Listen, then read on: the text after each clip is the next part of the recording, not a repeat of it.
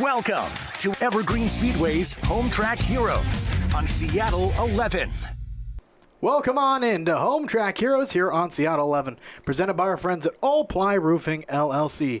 You're joining us tonight for the USA Birthday Bash, presented by our friends at Angel of the Winds Casino Resort. My name's Derek Todoroff. I'm joined tonight by Chad Fitzpatrick.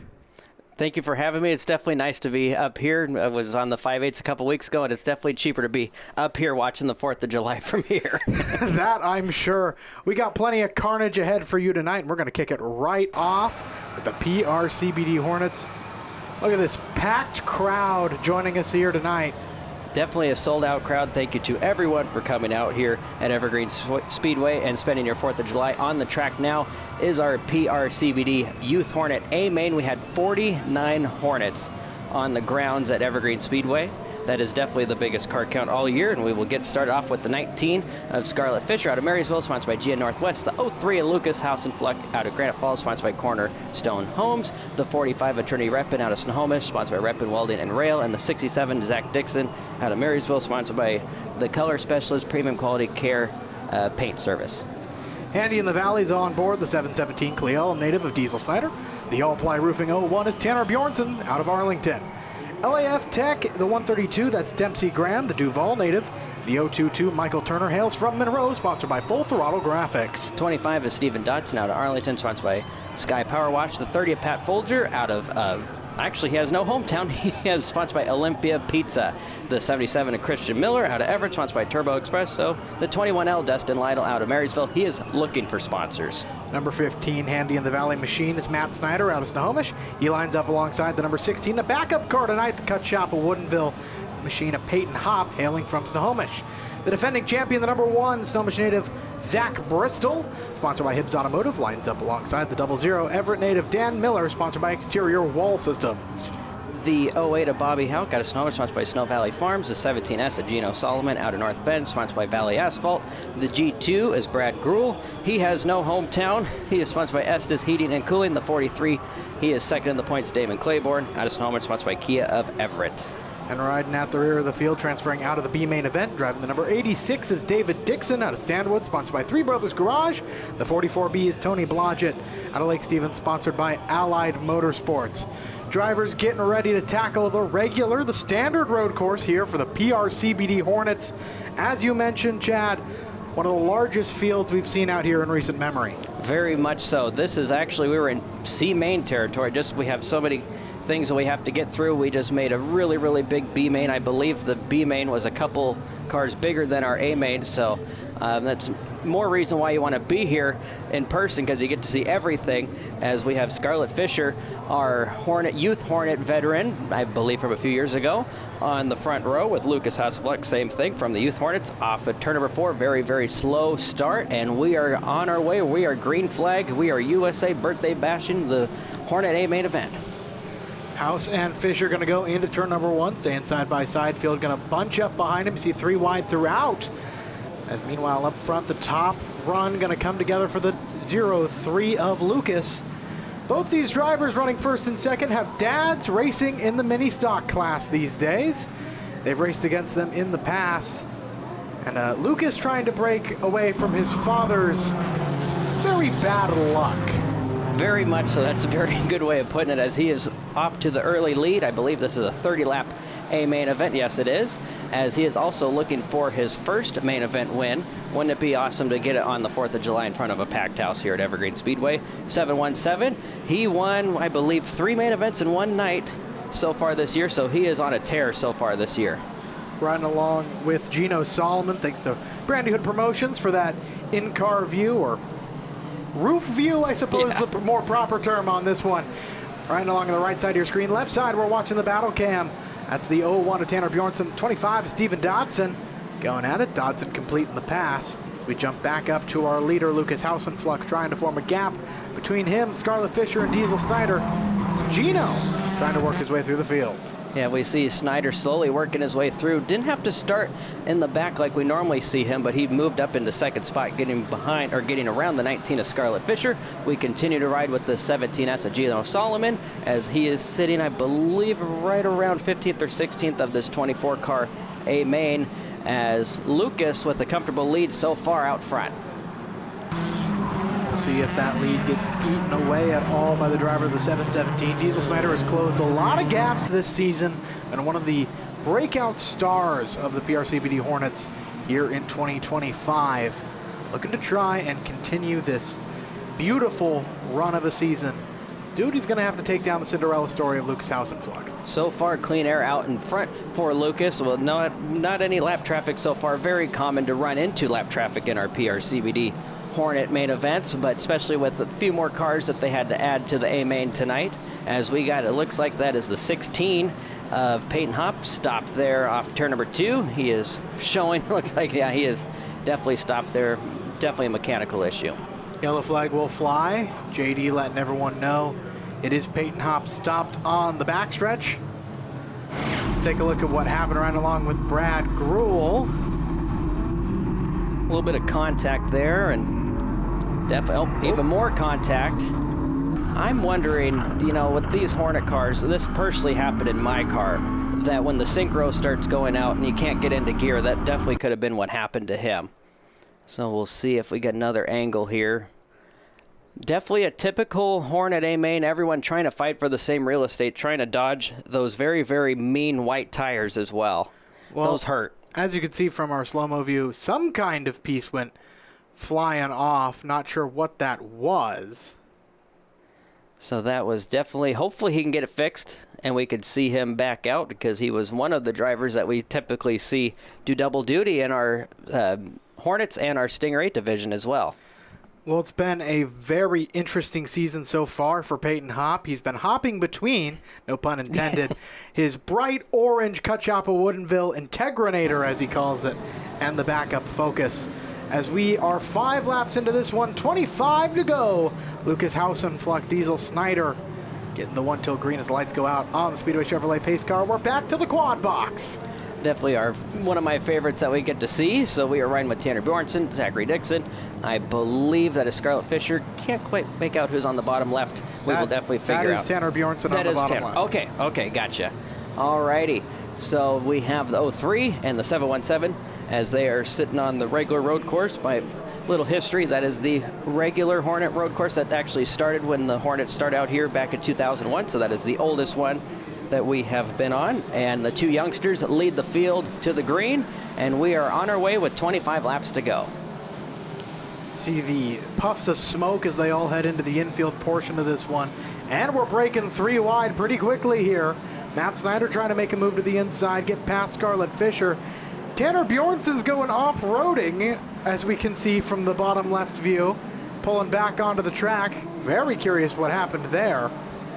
But they are side by side for the lead. That was a great restart for the 717 as they go through the north turn or the south turn of the figure 8 track back onto the 3. It's Diesel Snyder with the advantage now, because he's going to be able to use that horsepower to his advantage, and that's what he's doing right now. But the 03 of Lucas Hausenfluck trying everything, and here comes the 15 of Matt Snyder as well. We have a 3-car battle for the lead. A little bit of contact between the 2 leading right now, and we actually have maybe a 5-car battle working our way to the front. Oh, these Hornets have been no strangers to contact throughout the 2025 season. Seem to get rough and tumble as big hit there for Zachary Dixon in the 67. As they all keep going, yeah, those, unfortunately, when you hit a tire, you are going to lose, as that was not good for our points leader, Zach Bristol, as well. He lost a lot of ground as the Dixon going around again. Look at those rear tires. Into the wall, and he actually, for most of you race fans, there is a drain back there where he got a little bit of air because he hit that drain, as he has a flat left front, able to get off the track so far. Well, flat left front and a left rear that is facing the ground. He will pull off. You saw JD not throwing the yellow. We will continue. Heat race worth a distance into this one. Crossing it into 9 in, 21 to go. Snyder leads over Hausenfluck and his father, Matt. So definitely good battles all the way around. Oh, a little bit of contact between Fisher and Miller, as that is definitely the area of the track where you definitely see a lot of contact. As the other Miller, that is Dan Miller, to the outside of Christian Miller. We got a Miller sandwich that was going on, and the 25 of Stephen Dodson looking to get in on this battle as well. And here comes the 45 of Trinity Reppin. We got, like I said, multiple battles all over the racetrack. Dodson's car very loose into the transfer portions. So we're riding along with Scarlett Fisher here on the right side of your screen. Rear view camera showing us Christian Miller and Steven Dodson right now. Fisher getting pushed to the middle groove, not the preferred line. Falling back from Miller. Here comes Dodson and Dan Miller to apply the pressure on the number 19.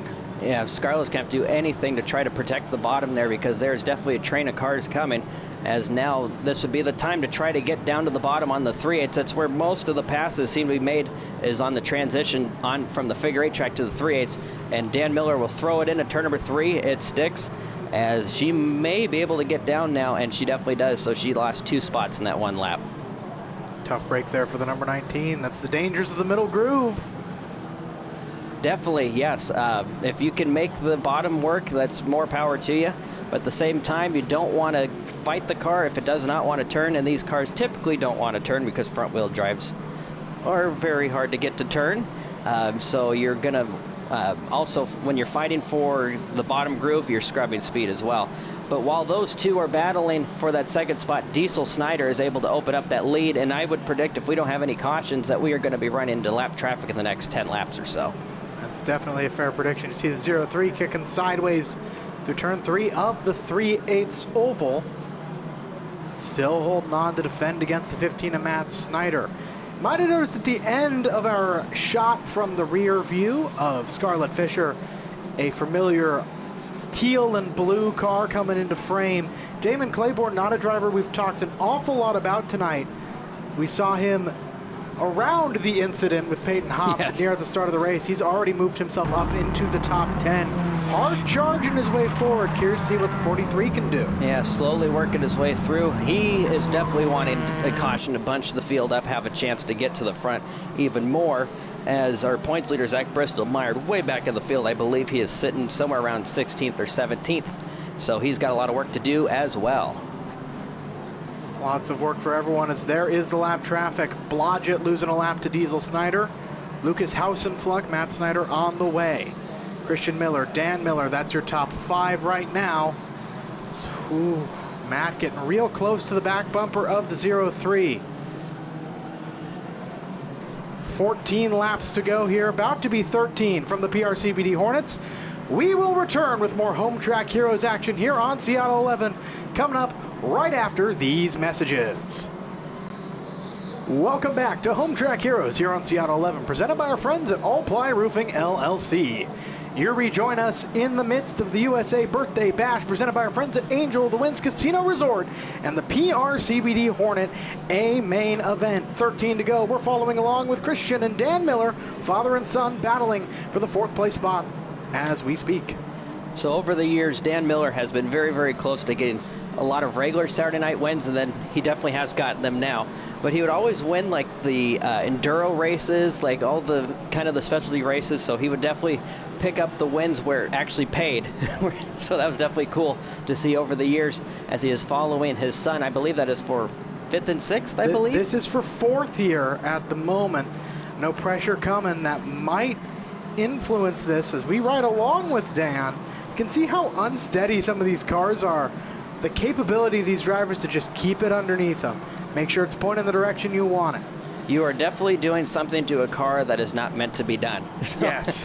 It is, like I said, I've raced Hornets out here for many years.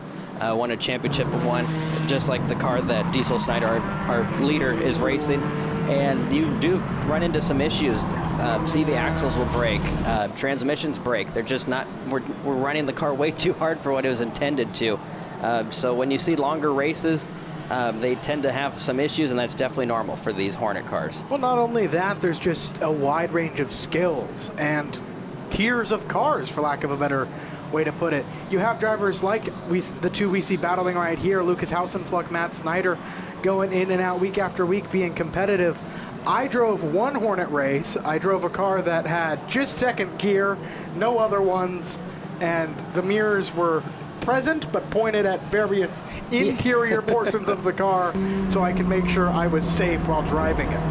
As we ride along with Diesel Snyder, there on the right side of your screen, get a shot from the speed shot heading into the infield portion on the left. So as we were talking before the commercial break, 43 of Damon Claiborne. He has slowly been sneaking through the pack, as is our current points leader, Zach Bristol.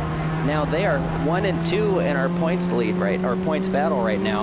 And right now, I believe Zach Bristol may be in trouble here. He may be in jeopardy here of losing the points lead because he is that far back to the 43 of Damon Claiborne, as this race did not start off good for Zach Bristol. He had to miss a car from getting hit into a tire, and he lost a lot of spots, and we have gone so far with no yellows, and that has not helped him out at all. You are correct. If these standings were to hold, Zach Bristol would lose his points lead to Damon Claiborne.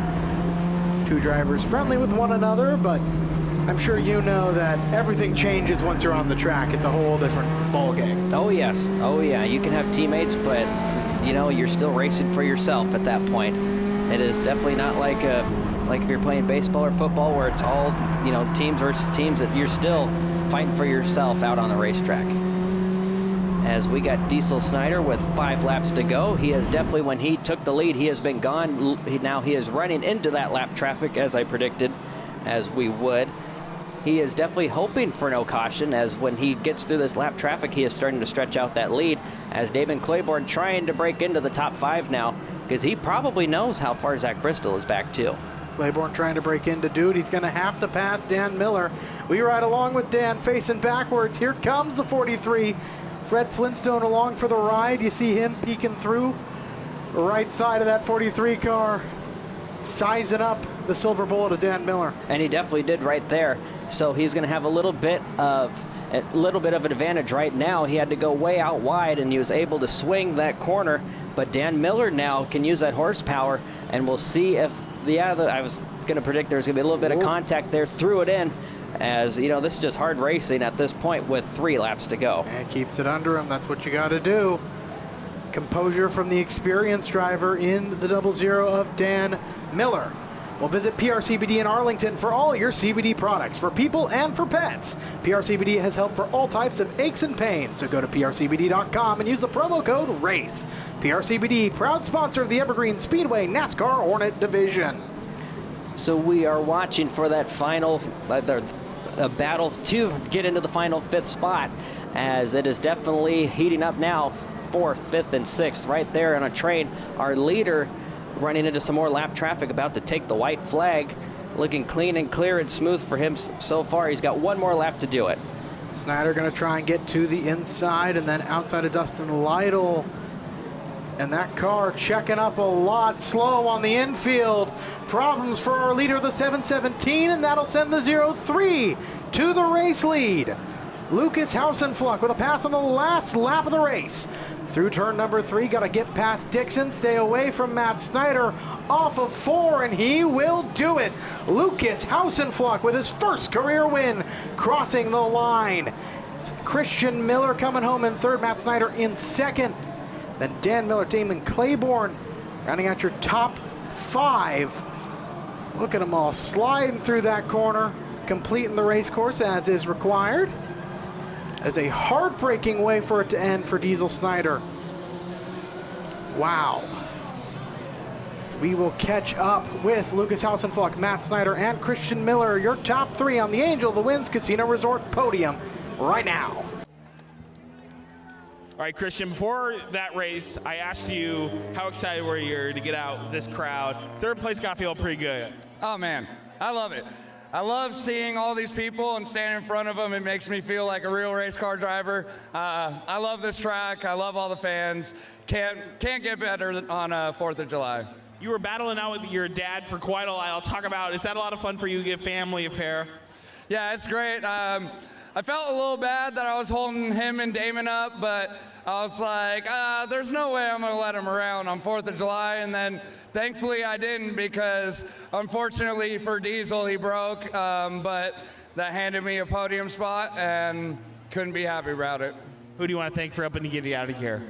Got to thank Turbo Espresso, Rick's Mobile AC, Fast Eddie's Tire Pros, Flooring Direct, BSR, Hornets Nest Racing, all the fans for coming out, and all my family and friends.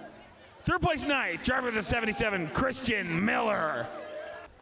Matt, you had a fast car all day. Second place. It feels like all of your guys' car, Diesel, Gino, all of you have been running so well. What has been the secret sauce for the whole family? Seat time. Definitely getting more time in those seats has definitely been helping. Was there anything you feel like running the road course today, did anything different on a holiday like today? No, not really. And who do you want to thank for helping you get out of here? Handy in the Valley, Valley Asphalt, Snowfalls Credit Union, SC.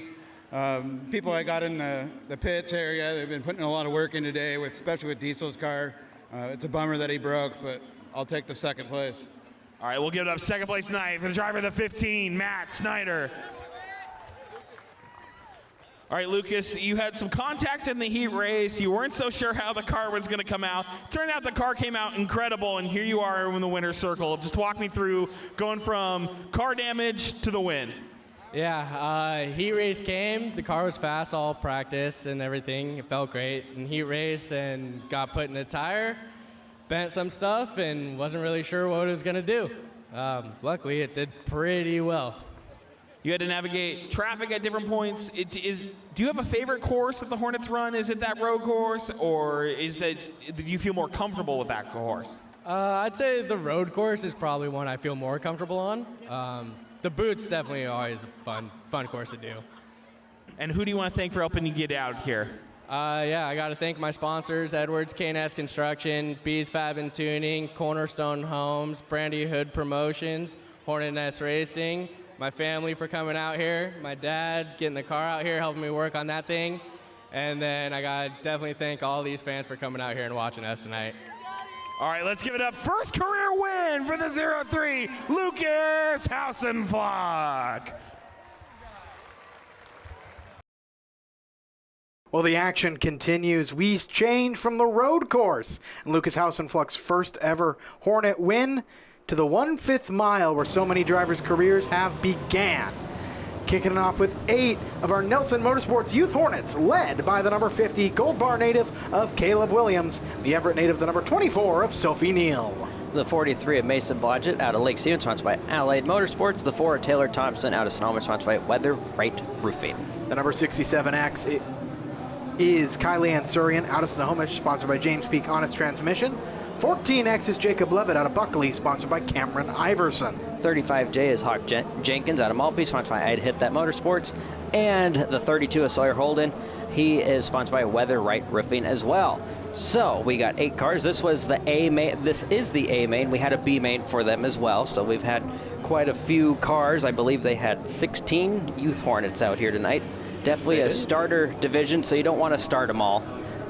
We've done that before. It tends to not work out. I'm always pro start them all and see what happens. Well, these cars are kind of hard to fix, especially now. A lot of these cars they're very hard to find parts for. So when you wreck, you got to do some digging now. You got to go on a big scavenger hunt to find anything, especially for those Acuras, which in the field I think 1 or 2, maybe 3 in There's the field. There's a Porsche in the field. There definitely is, yeah. Yeah, our 3rd generation drivers. So I believe this is 20 laps. We got Caleb Williams on the front row and the 24 of Sophie Neal.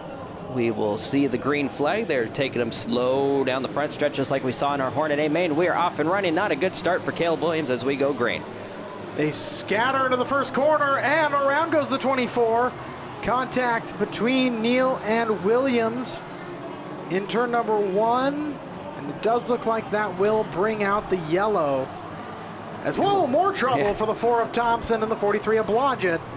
We got all sorts of drama on the racetrack. We got them in 1 and 2, and we got them in 3 and 4. That tends to happen a lot. So something happened to Caleb Williams when the green flag came out. Blodgett gets in the back of the 24, and the rest is history there. I think Blodgett just slung it in a little too deep. Here's slow-mo view. Yeah. That closing speed, I don't think he anticipated that happening. So obviously, I don't think any of this was on purpose, clearly. A part of this class is it's meant to learn. 100%. Place to learn. You got to learn somewhere. So we'll watch on board with Kylie Ann Surian, who did double duty. Looked like he might have locked it up. That might have been it. That's definitely, like I said, you're using stock brakes, stock everything. And there's the bonus. So yeah, that was 2 for 2 right there for Mason. So I believe we'll have a complete restart here, and we will try this again. Yeah, the daily double there will grid us back up. Still 8 cars, still our full lap count ahead of us. Back once again on the front row, Caleb Williams and Sophie Neal.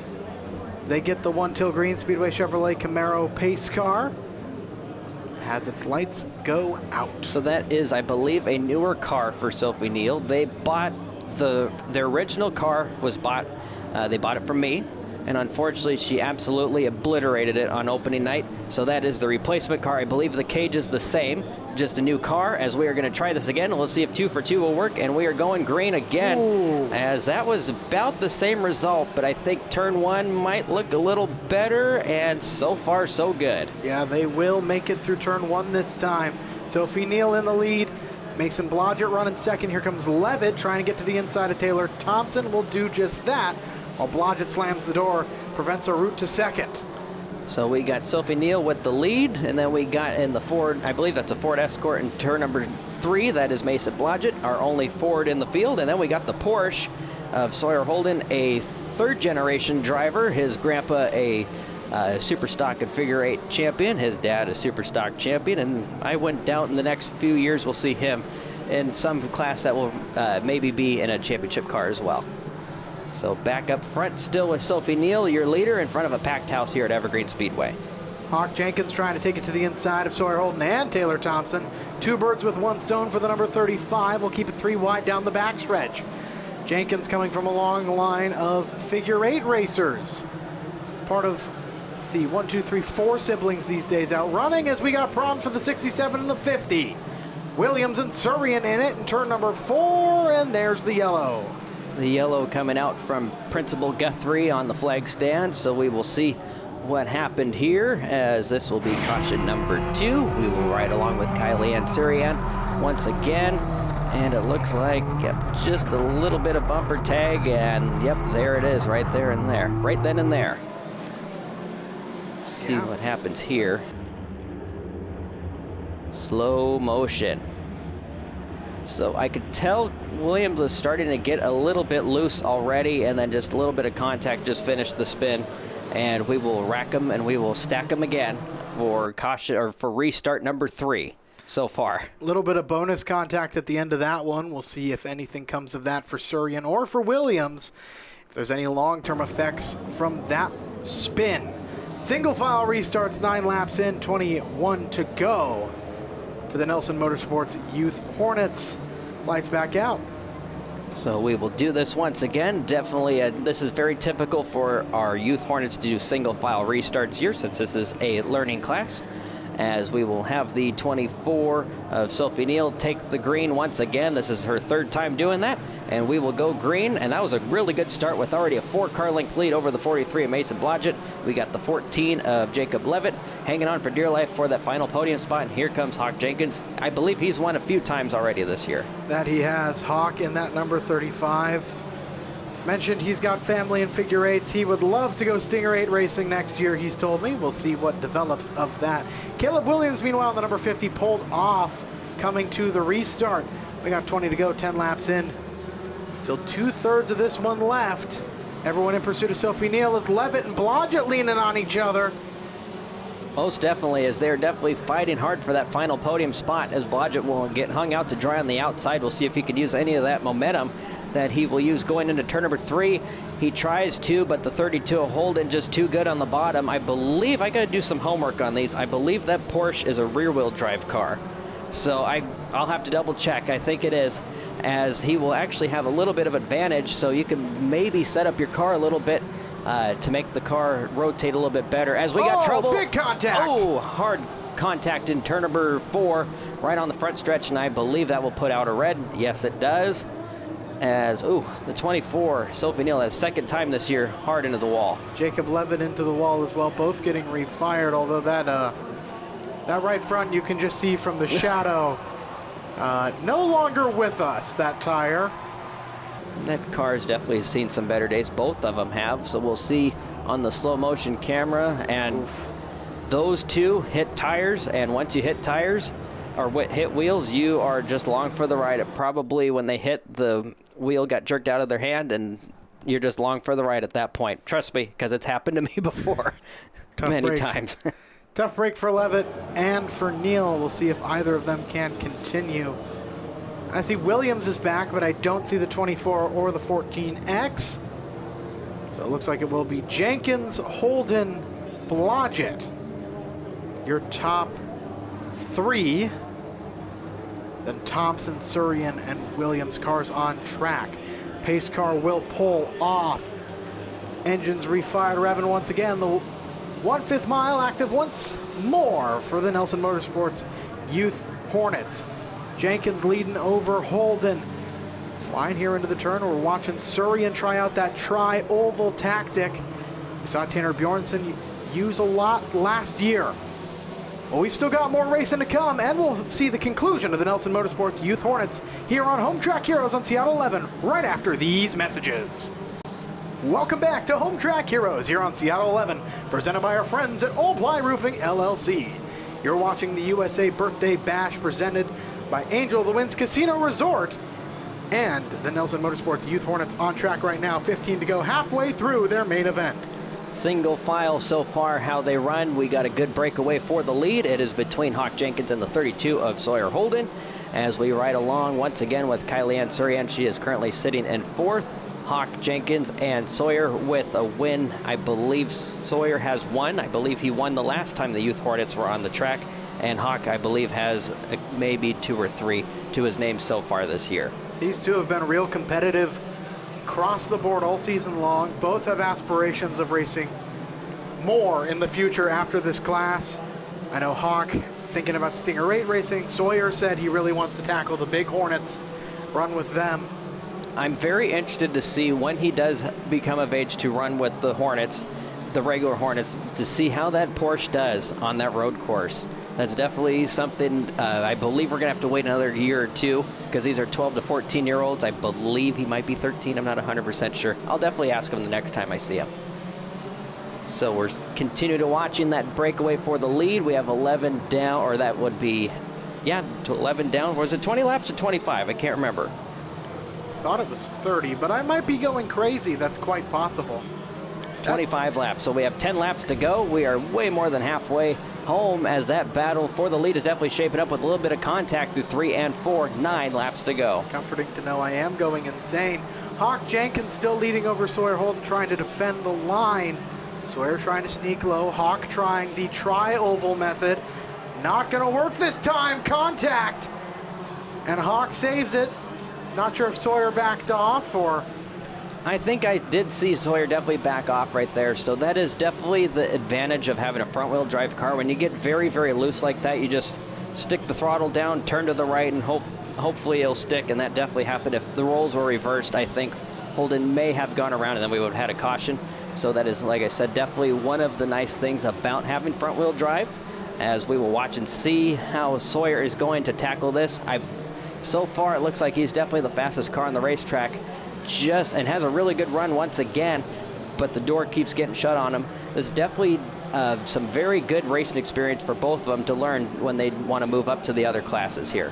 Jenkins, for those NASCAR fans, Jenkins running this track a little bit more like a Texas or a Charlotte with a tri-oval on the backstretch, while Sawyer Holden treating this like a Martinsville as we've got some trouble. Round goes the 43 of Blodgett involved. Incident with Surian, and it looks like, yes, that will bring out the yellow. We've got some replays and some door-to-door contact under caution. So we'll watch and see through here. That was, to me, that looked like either I'm going to hit a Uke tire or hit a car. If I'm in that situation, I'm going to hit a car first. That's looking like that she might have was going to hit the tire, was going to get squeezed. Unfortunately, this is what happened, and this will be unfortunately the third caution that both of them have been a part of. So definitely a rough one for the 4th of July here. Definitely. For both of them. That tends to happen here. I hate to say it, but I will, because this, like I said, I've raced on 4th of July many times. We definitely tend to see cars go on their roofs. I don't know why on 4th of July as well. Hopefully we don't see it happen here tonight, but like I said, 4th of July shenanigans tends to happen. Hopefully it doesn't happen in this race.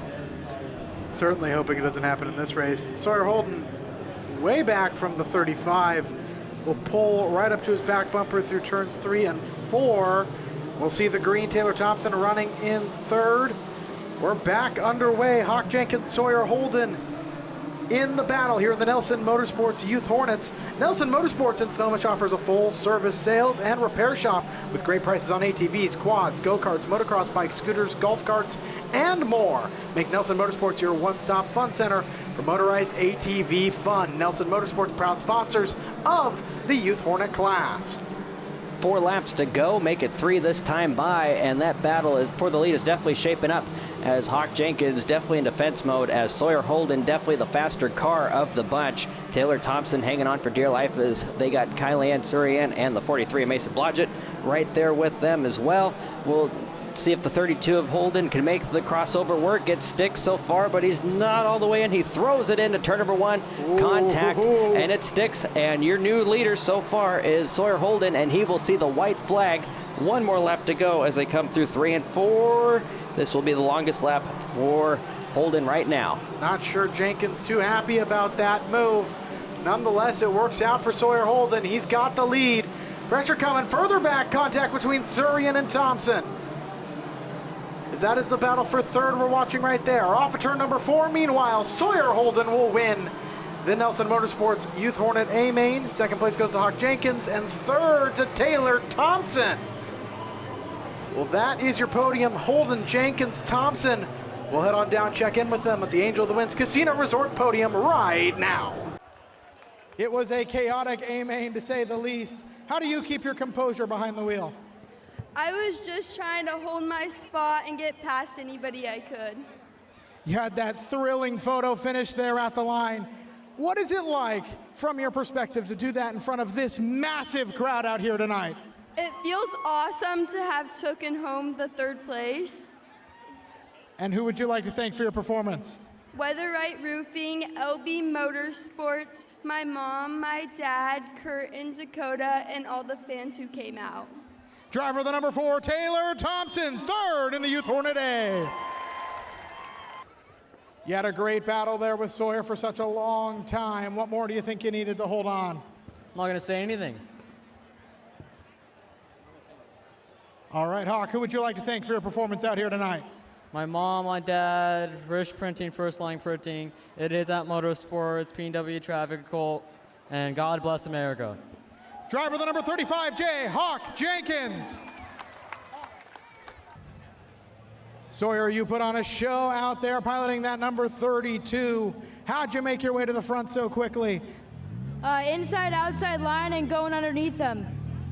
Made a great move there to take over the lead. You got a racing family behind you. Any lessons from them help you, or was that all on your own?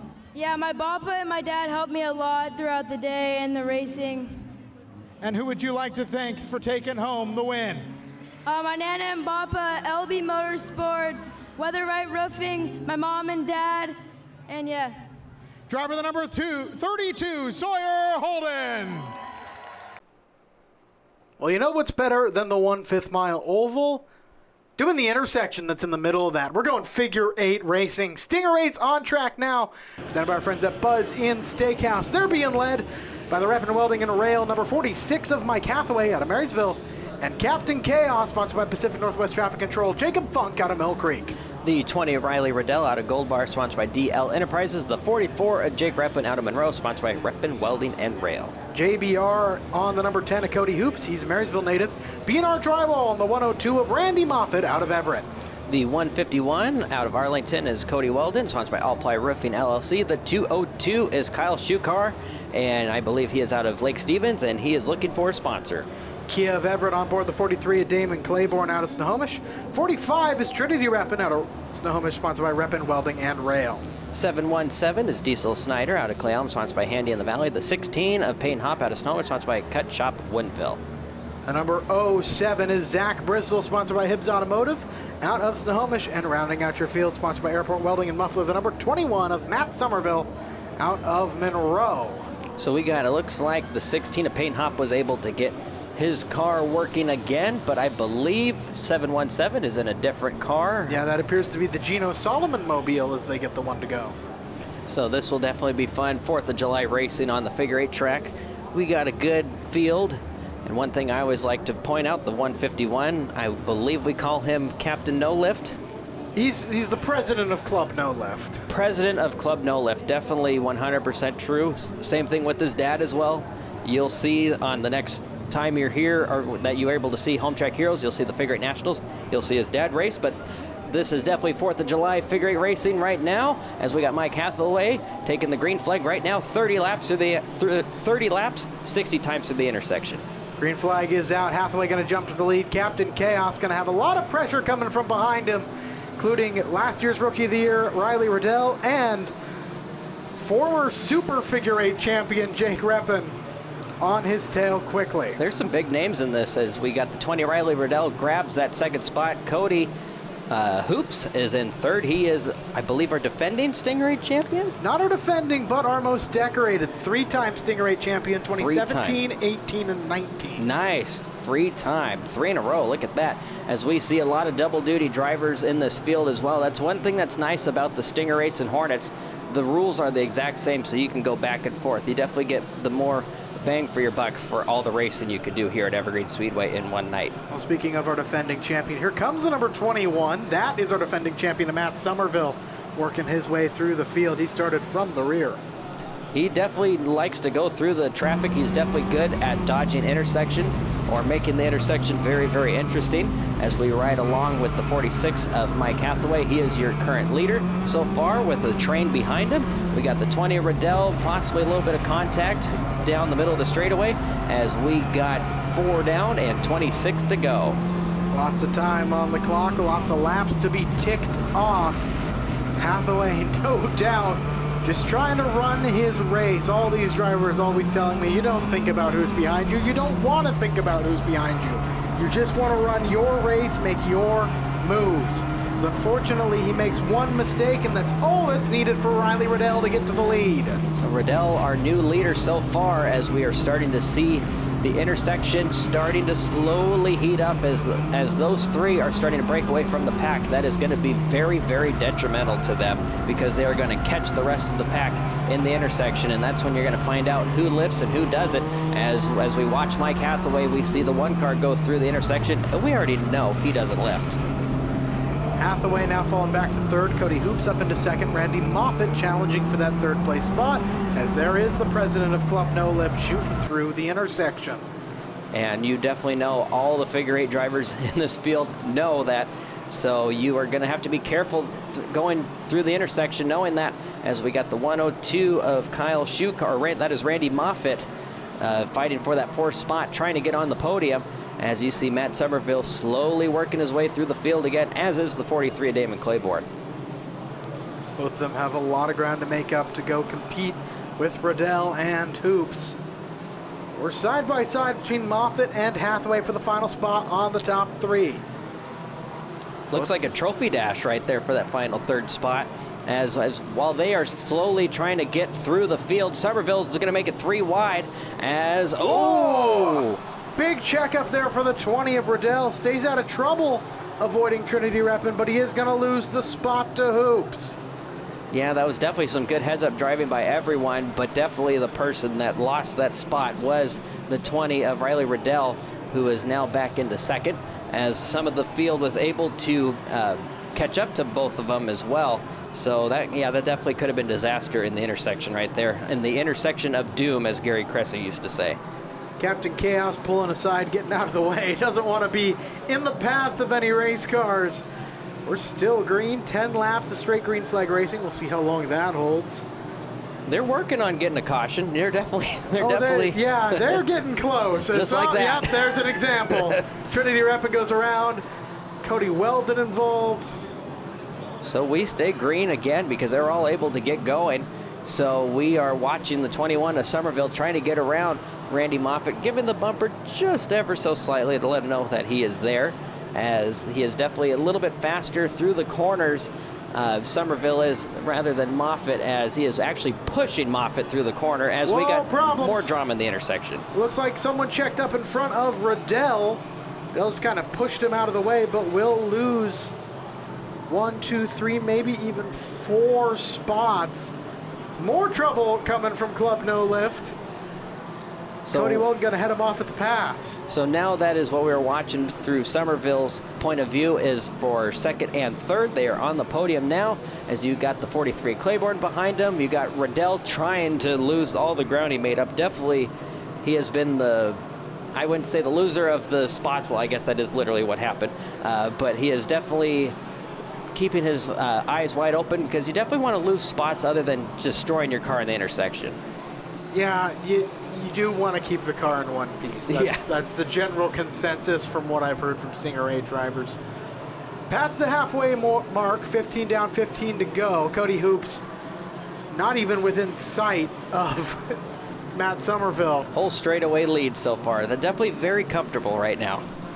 I'm sure he's happy with that. Two teammates know how dangerous the other one can be, combining for 5 Stinger 8 titles here at Evergreen Speedway. Somerville trying to catch Cody Hoops. He's got Randy Moffett behind him. It's the 10, the 21, the 102, your top 3, followed by the 43 of Damon Claiborne, the 20 of Riley Riddell. It's almost a full corner now, the gap between the 10 and the 21, halfway coming to a stop. We will finish up the Buzz and Steakhouse Stinger 8s when we come back. You are watching Home Track Heroes here on Seattle 11. Welcome back to Home Track Heroes here on Seattle 11, presented by All Ply Roofing LLC. You're watching the Angel of the Winds Casino Resort USA Birthday Bash. And the Buzz and Steakhouse Stinger 8s on track right now. Cody Hoops leading with 12 to go over teammate Matt Somerville and the charging 102 of Randy Moffett. But Moffett coming under fire here from Claiborne and from Riddell. I was going to say we were clean and green. I'm just going to say we're green right now. It's definitely hard to see a figure 8 race go clean, definitely because they're known for bumping and banging. That's just what they do. So we are watching Cody Hoops with the huge lead. Matt Somerville into second, but he has about a straightaway to get there and a whole lot of intersection traffic for Cody Hoops to maneuver through the next couple laps because he is just gone in front of a packed house here at Evergreen Speedway. So this will definitely be fun the next 10 laps to see how he is going to maneuver through. As you can see it right now, as that was definitely getting close. Hoops, one of the most confident intersection drivers I've met out here at Evergreen Speedway.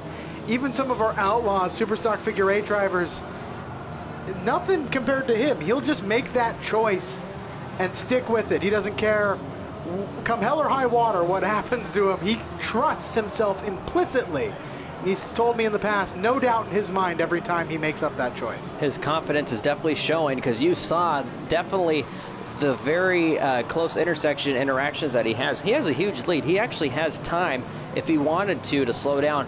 But these drivers aren't running radios, as you see right now. He just barely makes it through. They don't run radios. He might have no clue that Matt Somerville's half a lap behind. I would guess he may now know. Well, actually, no, because here comes Matt Somerville slowly catching it. He might be able to tell just because he is far enough ahead. But I do think Somerville might have the faster car than Hoops does. I believe you're right. It's definitely showing because the last time we saw Somerville, he was about a straightaway. Now he's down to about, it's about maybe 3 or 4 car lengths or so that he's gained on Cody Hoops. So we'll see right there because that was a good, well, that was definitely close right there. But for Hoops, he's going to have some clean air with the next few laps, and so is Somerville. So we will see who has the faster car with 5 or make that 6 laps to go. He just picks the route every time, finds his way to point the car exactly where he wants it, step on it through the intersection as he tears right behind Damon Claiborne, trying to widen that gap between him and the hard-charging Matt Somerville. Riding along with Kyle Shukar on the right side of your screen as you're getting a taste of how close Cody Hoops is taking it. Definitely has the skill to get through the intersection. So does Kyle Shukar. He doesn't tend to stop either as he's trying to get around the 43 of Claiborne. You know, I'm going to have to ask Cody Hoops the next time if he's been going through the Lake Stevens roundabouts on Highway 9, if he's been practicing there, because that's definitely a good place to practice. Not telling the race fans watching this to do that, by the way. So we are back up front with the 10 of Cody Hoops as that lead is slowly starting to shrink. He's trying to press his luck. You can press yours at Angel of the Winds Casino Resort and RV Resort, official casino resort of Evergreen Speedway. Angel of the Winds takes great pride in being the best in customer service, entertainment, lodging, fun, and gaming the entire Northwest. Angel of the Winds is the podium we will soon be visiting some of these drivers on. Hoops will take the white flag one more time around for the number 10. Yeah, definitely a very good intersection shot through there, so he might be clean and clear through the last time through the intersection. Somerville running out of real estate, running out of time all at the same time, but Somerville seemed to have the faster car, but that is too late because here they come off at turn number 4. He is your 4th of July winner, Cody Hoops, second, Matt Somerville, and it looks like a very, very, very distant third. What a good comeback for the 20 of Riley Riddell there. Recovers from that earlier bobble. So it is an all JBR, top 3, Hoops, Somerville, Riddell. As they are all getting in position, I think Cody Hoops has a gift for us. Knowing him, yep, here it is. Cody Hoops gonna put it in reverse and do some reverse donuts for everyone here at the Super Speedway of the West. He's always looking for tire sponsors, by the way. Always. Cody Hoops burning it down in reverse. And he keeps on going. He'll come to a stop and then head to the podium. We'll visit our top 3 down there at the Angel of the Winds Casino Resort podium right now. Riley, a rare green to checkered race there for the Stingrays. How are you feeling after that one? Quite tired. It got really hot in the car, especially in the end half of the race. I mean, it's just all around go the whole time. Just had to run and got caught up, but hot. You were there in the middle of the Hornets' nest for so long as the race went on. How does it feel, all that pressure, knowing what you're doing in front of this massive crowd out here tonight? I made a lot of promises to some of the kids in the crowd tonight, so I was doing it for them, doing it for all the fans that are here. I had the race going pretty good there at the beginning. Got caught up in the intersection, felt what it was halfway through. That set us back, but just didn't look back and just figured out what I had to do to keep going forward and put it on a freight train. Who would you like to thank for your performance out here tonight? I got to thank all my sponsors, DL Enterprise, Tire Pros of Arlington, Ryan Berg, he's the owner of Tire Pros, he helps me out a lot. PRCBD, Half-Cock Guns, Central Welding, they take care of all my tires, like all my nitrogen and everything. I got to thank John Bender, my dad, Brandon Limberg, everybody that helps out on the car. I'm sure I'm missing something, but everybody that's helped today, everybody that's helped get the car fixed all year. All the fans here for coming out, Evergreen Speedway, Doug Hobbs, and just everybody. Driver the number 20, third place tonight, Riley Riddell. It got good there at the end, Matt. You think maybe, just maybe, if you didn't have to check up with 2 to go, you could have gotten to Cody? I think I was going to need 10 more laps to think about it, but it was sure fun trying to chase him down. You came out here top of the season, told me, I'm just trying to win, trying to have some fun. You and Cody both said that. Now you're locked in a battle for the championship. Is that affecting the decision at all? I keep asking it, but... He's got a pretty good lead on me, but how fun would it be if I backed off and just let him have it? So I got to keep some kind of pressure on. Who would you like to thank for getting the 21 here to second?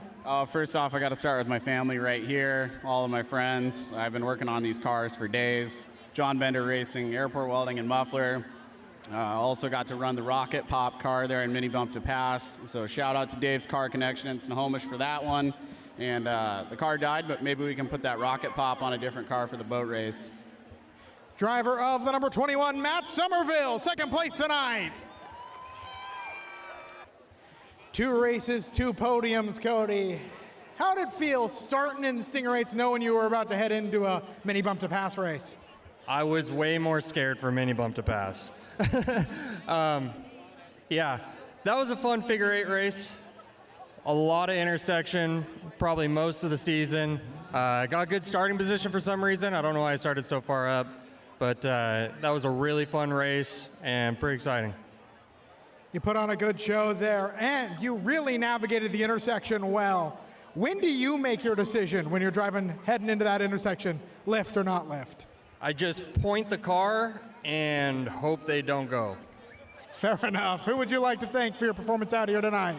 I want to thank Tom Easley. He's been helping me all day, helping me with the car. We went and bought that car last Saturday, the other car, but we've been working all week on this and all day. John Bender, JBR, Dave Riddell, and Cascade Auto. Oh, Matt Somerville, too. Cody Hoops, driver the number 10, your Stinger 8 winner. Well, rules are fun and all. We like order. We like simple tasks. We like clean racing. What if we all ditched that? What if we just, bumped to pass? I think that might be what we're going to do here. I see a good field of mini bump to pass coming out here, so why don't we introduce the field? Well, in no particular order, they're led by the number 01 of Tanner Bjornsson. We're going to call him the General Flea. There's the 02X of Blake Williams. There's the 07 of Jacob Thornborough. He's got truck modeled after the Pizza Planet mobile. Captain Chaos is in the number 8, Jacob Funk. The Battle Wagon, Steve Peters, out here to fight another war. The Patriot Act, the number 10 of Cody Hoops. The number 17 of Blaine Mooma, the Flying Purple People Eater. 18 of Jesse Crawford, that's Yee Yee. The Bomb Pop 21 of Matt Somerville. The Knucklehead of Annalisa Smith in the 27. 3 cylinders of Fury, the 39, also known as the Little Tyke. Sheriff Ashton's squad car, the 56 of Brittany Mooma. And then the Slam County Sheriff in the 59 of Tegan Bjornsson. Ben Shaw drives 76, the Joker's Wild. 86 of Ben Michelle is OSHA approved. The 187 is Elijah Whitney, the Mohawk Metro. And the 195 of Devin Jenkins Jr., the Army Green Destruction Machine. It's a lot of cars. I believe that's 18, 16, so lights are off on our Chevrolet Camaro pace car. Andrew Zachary, what do we call him other than the actual name of Andrew Zachary? That is three cylinders of Fury. I don't even know what car that is supposed to be. It is so mangled up. We are green. We have no touching for 1 lap. That's correct. The rule. And then you will see the blue flag, which normally means to move over, but for bump to pass, that means it is time to bump to pass. So we see the 18 car of Jesse Crawford, Yee Yee, going into turn number 3. As looks like we got, that is one of the Jenkins brothers. All right. Well, that didn't last long. Well, oh no, that's Joker's Wild has just ejected a tire in front of the field. Everyone's beating and banging. The 3 cylinders of Fury seems to have lost something. Who knows what? Yellow flag flies, and we are in perfect mode to demonstrate exactly what this beautiful division is all about. So You gotta dodge the tire, though. You were definitely missing something off of, I don't even know who that was. That is the 76, I believe, of Ben Shaw. He loses his right front tire, and it looks like he lost a little bit of everything there. So we will, and then he collects, he turns a hard left into the 86 of Ben Michael. Ben Michelle. Ben Michelle. Oh, it's Ben Michelle's lights that come off. Slide across the hood of the 39. 3 cylinders of Fury out delivering pizzas in his spare time. You can see the Papa John's little tent on the roof of it. That was definitely an interesting way to start. This is definitely one of our biggest fields, not biggest, but one of the bigger fields we've had in recent years for this division. Beautiful slow motion shot there. They're definitely, I don't want to say this, but they're definitely practicing on maybe having to build another car here soon. I love chaos. That's just, you gotta love this. I like sitting up here for it. That's what I'm going to say. It seems a lot safer up here. So we got one of the, definitely the most winningest bump to pass driver in the field, the V8 of the Battle Wagon, Steve Peters. He has been doing this for well over 30 years, starting the V8 bump to pass on the old WWRA Thunder cars, Saturday Night Extreme Contact Figure 8, multiple Figure 8 championships. So he is definitely the winningest driver in the field. He's up against the 195, and the Army Green Destruction Machine has mini stock tires, so we'll see. Can the 195 outrun him? The answer apparently is an immediate no. Steve Peters right there with them. Now the rule is you do have to make some contact one way or another. Doesn't matter if they're going 5 miles an hour or 50. You got to make that contact to make it a legal pass. So we'll watch the Pizza Planet as he is hauling around Buzz Lightyear and, what's his name? Woody, too. I had to think of that. We watch and see what happens here. I worry about that truck because it's very top heavy. So we'll see what happens here. Here's the battle wagon making a move to the low side of the Knucklehead. And here is Captain Chaos, and he'll send the Pizza Planet over. Well, I'm just never going to say anything about this because I totally... Oh, well, he's fine. Thornborough! Yeah. Thornborough letting us know he's okay. Oh, I'm going to get in trouble for saying this. Captain Chaos coming over to make sure he didn't hurt his fellow competitors. Good display of sportsmanship there as Thornborough climbing out, hands in the air. He is pumped and giving us all a bow. Oh, man. Here's the view from the Slam County Sheriff. Yeah, oh, wow, it just goes. That was what? Let's see here how this happened. Well, yeah. That is 1 flip, 2. Okay, 2 full flips. 2 full flips. flips. That's good. That's 50 points right there. And right then and there. Look at everything just flying off, too. Just destroys the canopy there. Oh, that's the chaos we live for. That's the beauty of this, you know. Well, we'll roll on into the next segment after these messages here on Home Track Heroes on Seattle 11. Welcome back to Home Track Heroes here on Seattle 11, presented by our friends at All Ply Roofing, LLC. You're watching the USA Birthday Bash presented by Angel of the Winds Casino Resort. And on track right now, the mini bump to pass division. So what we'll get back to is Jacob Thornborough is okay. The car is survived, so we may or may not see that truck, I should say, back once again. Oh, he'll work to make sure we see it again. So this will be fun to watch. V8 of Steve Peters, taking him slow. He is your leader, and he is going to be gone. And he has clean air ahead of him. He is definitely the safest person on the racetrack right now because they are definitely trying to do bump to pass because that's what they do here at Evergreen Speedway. Well, they're beating and banging. You see Sheriff Ashton's squad car, and oh, wow, you see, almost goes over. Almost have a second flip there. I know there's typically a bounty on the head of the 39. You can send over the 3 cylinders of Fury. Now, how much is that bounty? Has he set a number? I believe it was $200 last I heard. That'd be enough to probably get another car. So that's fair. That's fair. So back up front, somewhere is Steve Peters. He is gone. He's being pursued by Cody Hoops. And we got a whole bunch of drama in 3 and 4. We got multiple excursions that they're going to have to go through as we got the 56 going around. Well, we found Steve Peters. There he is. We're going to go yellow again. This is a 25-lap race, too. So attrition, we're going to see how well these drivers can build their cars. Place your bets at home on how many cars will make it to the end of this one, as there is Devin Jenkins tagging the bomb pop. That is a minivan, by the way, Matt Somerville is driving that just has a bomb pop on the roof. I heard he got it over the week. Like, I want to say, like, what, we're here on a Friday. I think he got it on a Monday. So it doesn't take that long to build these cars, as we'll see how this all started. And it looked like initially trying to get to the 01 of Bjornsson. Unfortunately, Somerville got the short end of the stick on that deal. So we will, once again, we're going to put them together, single file, and we'll watch the chaos unfold again. Steve Peters should be our leader. We've seen him making the passes when we got we got some cleanup right now, too. Well, Flying Purple People Eater is being taken away as you see the bumper folded up on the front of Captain Chaos. I think the entirety of 3 cylinders of Fury might be tilted slightly to the left. He might be on just 1.5, too. You never know. You don't need horsepower here to make this work, so they are continuing track cleanup. Our very, very fast Cascade Push Truck Association has been out here for, I think we've been here for, 71 years? I think they've been here for well over 60. So thank you to them. Steve Peters, your leader. It's almost as long as Caleb Hart's been out here on this earth. Yeah. Oh, he can't even be here to defend himself. Green flag once again. That's the best part. Yeah. As Steve Peters will regain the lead. Cody Hoops and Blaine Muma is your top 3. 12, we started with 12. I think we actually had a little more than that. I think we were close to 16. Like I said, not a full real race here, so we don't need the transponders. Well, the Stinger teammates are getting into it, Hoops and Somerville on the left side of your screen. The right side, we're riding along with the Slam County Sheriff. Tegan Bjornson going to work, and his first criminal captured is the Captain of Chaos.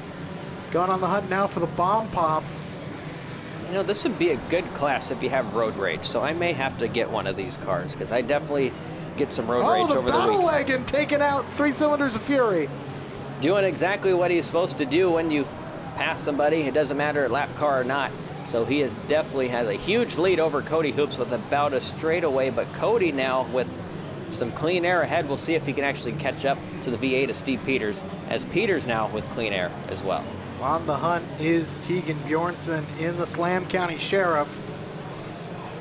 Seeing a couple of cars coming into firing distance, for lack of a better term. So we got Blake Williams in the 187 Elijah Whitney. They'll take him around, and we got 16 laps to go. This is a long one. Generally, these bump to pass races are like 15 laps, so we're going to add 10 more laps to the chaos here. And we're they're all having doing fun. great. That's what yes, matters. 100%, and they definitely are too. They're definitely showing who has built the better car that can take the hits better, as Peters is going to have to, remember, he has to make that hit. Oh, here's the little tight coming into fire from Tegan Bjornson. Oh, I think, whoa, all right. That one looked like that was going to be really bad for a moment. For a moment, I got worried. Yeah, that was going to be scary for a moment, but I think as well, Bjornson saw the handwriting on the walls as well, so I better let off here, because that car that's the 39 of Andrew Zachary. Oh no, it's coming into his sights again. Uh-oh. That's the size of a regular Uke tire out here, so it's a small baby car. You gotta be careful.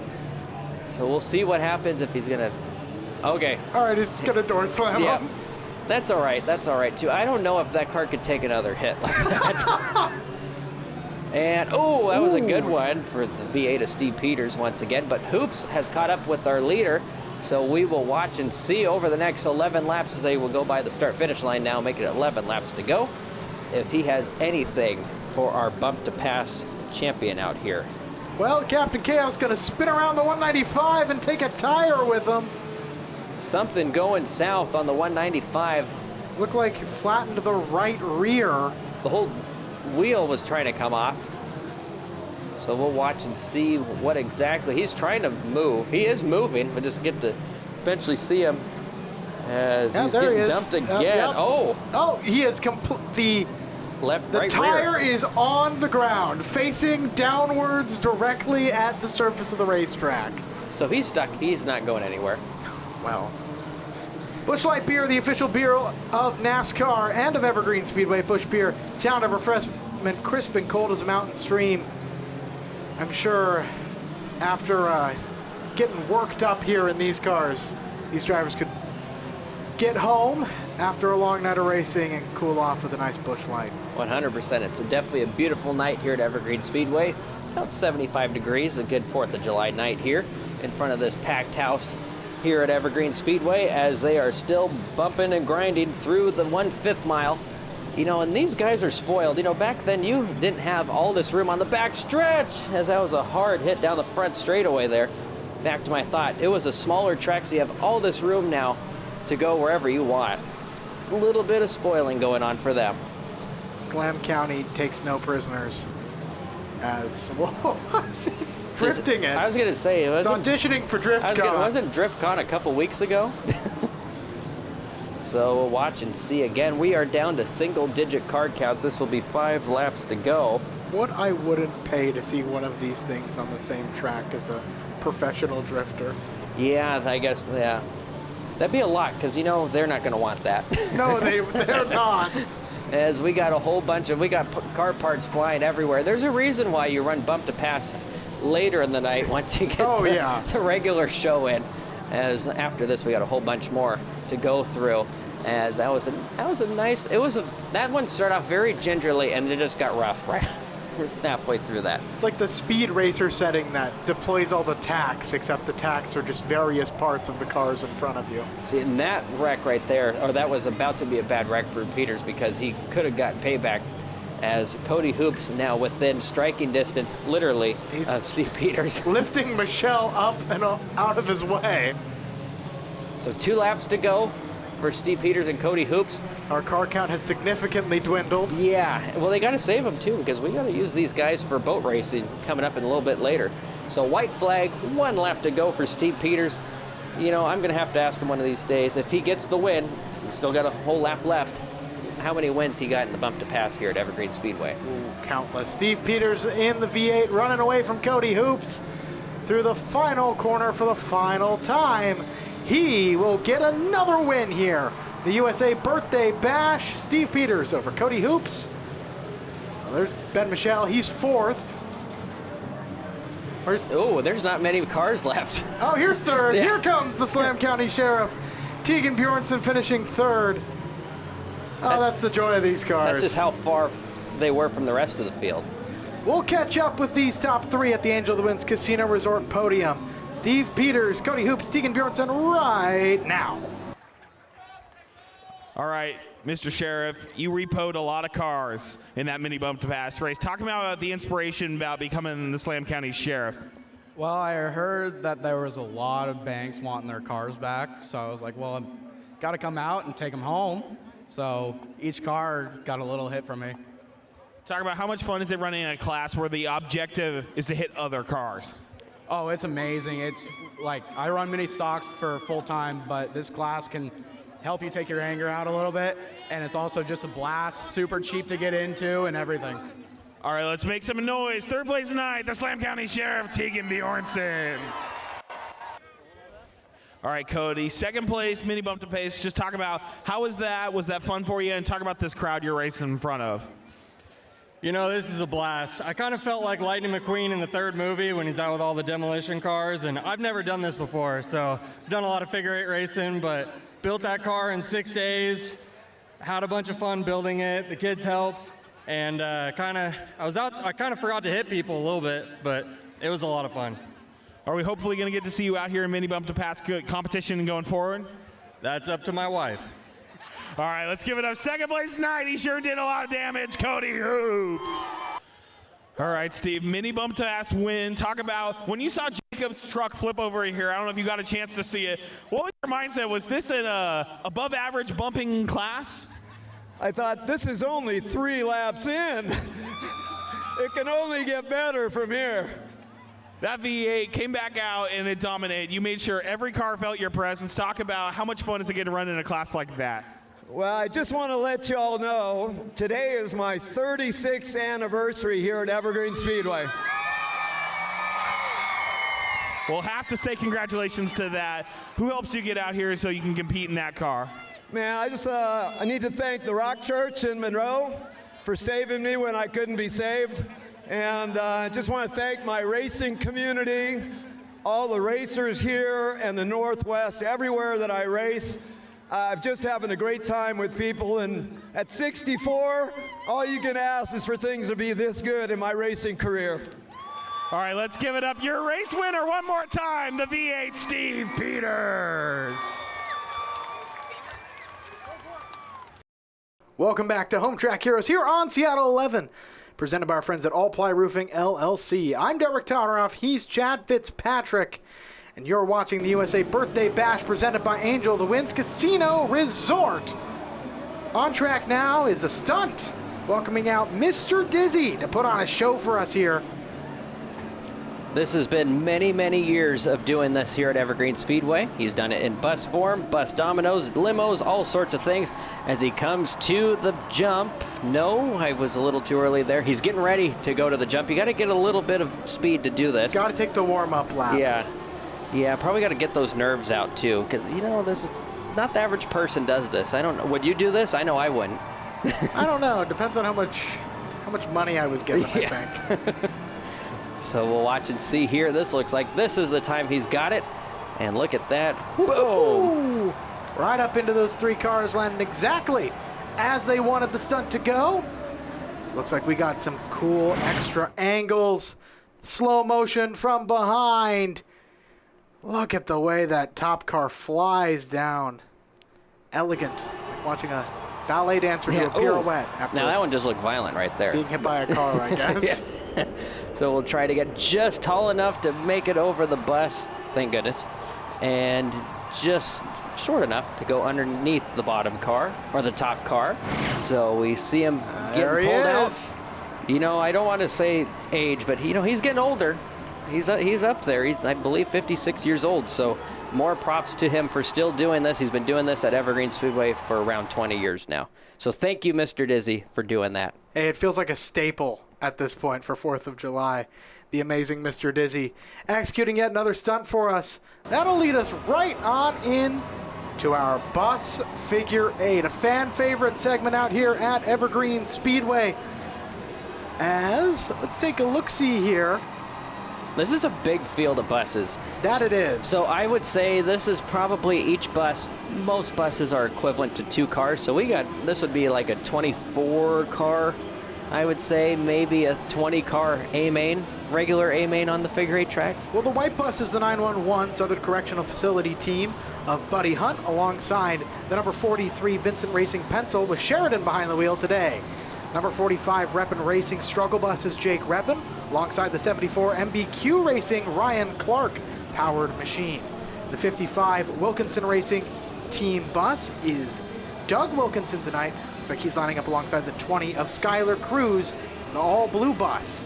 The A10 modeled Shark bus, that's the 25 Vic Brothers Racing machine of Jalen Vick. And he looks to be lining up alongside what might be a new contender, at least for this season, the number 6 of Steve Schoenfeld. Going to the outside of Schoenfeld right now is the American flag bus. That's the bus racing champion himself, Jeff Ritter. He is supposed to be lined up alongside, we got to get everyone back in order, of course, the number 7 of Cassidy Iverson. Rounding out your field of 11 buses is the number 24D Day Racing Baby Bus of Cody Day. This will definitely be very, very interesting. We got 2 baby buses along with, or is that 1, 2, 3 baby buses with a whole bunch of regular sized buses. As it looked like we got Ryan Clark with an issue. I think he's getting an inspection. Gotcha. Making sure he has a CDL. It sounds like Ben Iman telling me that might be a weight penalty. Gotcha. Might have left some children in the back seats. Oh, okay. Gotcha. They forgot to do that before going out. Okay. So that's why he's going to start in the back, too. Going to lose his spot. Kevin making sure that all the children are accounted for and safely placed in that shipping crate instead of in a dangerous spot like the back of Ryan Clark's bus. Yeah, you are definitely not in any safe place here right now in any bus, except for the driver, maybe. So we'll see here. We got 1 lap to go. This is very, very slow. I believe we're doing 20 laps, I believe, for this. This is one of the bigger bus races that we've seen. Generally, they're about 10, so we're going to add double the amount of laps. Going to slowly take them to the green. As we'll see, eventually they will hit these tires, and these tires will move, unlike a car, unlike what a car can do to a Uke tire. And we are off, and we are running. We are green flag. We are bus racing 4th of July style. And there is the 911 Southern Correctional Facility team. Buddy Hunt trying to take it to the inside. Sheridan Vincent, the 43, is an actual Superstock figure 8 racer. It's always fun to see the, figure 8 drivers go up against. That's the crew chief for a figure 8 driver in the 911. All sorts of different people in this. This is a little bit different that we've done in years past Evergreen Speedway. That's more of a program for the buses, where last year is kind of a free-for-all type of thing. But look at those buses roll over like that, all the weight transfer. You got to be careful going through the corners. A little hit might flip them over. So you got to, every driver I know is keeping that in mind as you see the 911. I think he just wheel hopped a Uke tire. Whoa, we got traffic in the intersection already. 25 laps is the distance here. They're trying to dodge the MBQ Racing bus. It's the red number 74 of Ryan Clark, whom we're riding along with. As he is in, okay, he's going to have to slow down here. He's going to be nice. Yeah, that's probably a good idea. That's as early. Oh, maybe. Oh, Ryan has decided to be a little less nice to the drivers further back in the field. At least he went slow, gave everyone a chance to slow down. So we're going to lap the 7 of Cassidy Iverson, and we will continue on. So I believe, is that our leader, Sheridan Vincent, with the That is the 45 of Jake Reppin, a super stock figure 8 winner or super figure 8 champion out here. Super figure 8 champion in the struggle bus, chasing the pencil. Everyone's stuck behind Big Red, the MBQ bus right now. That is lap traffic as here comes Jalen Vick, the Shark number 25, making a move to the inside, leaning on Doug Wilkinson. One of the drivers out here who's raced just about everything. Yeah, he most definitely has, from late models to buses. You name it, he's raced it. As we got Vic trying to look to the outside. It sticks. Uh-oh. We got some issues there in the south turn. Who's this white bus? That is Buddy Hunt. He has gone from, what, first to almost last? I'm not sure about almost last, but he certainly slid further back. This is a battle much further in the field, as it looks like scoring putting Hunt in 5th. He's leaning now. Leaning on each other, literally. That's all these buses can do. These, I could only imagine what it's like to drive one of these. This is the battle for 3rd right here, as your race leader is the struggle bus, but we got intersection action. Here comes the move from Jalen Vick. They're door to door. Door to side, I guess. Yeah. They don't have doors on both sides. Yeah, so we got side to side as he makes it through. So that Ryan Clark showing us what the close-up of these other competitors looks like as, the struggle bus gets caught in the middle. He loses 3 spots. Well, they got to be careful here. They got to make these buses last all year. We got quite a few more times we get to see these buses out here.